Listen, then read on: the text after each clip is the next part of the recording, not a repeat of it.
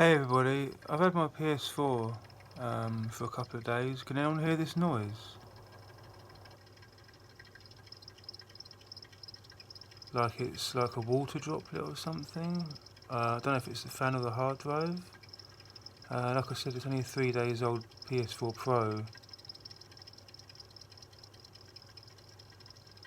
Any fixes, any tips would be greatly appreciated. Thank you.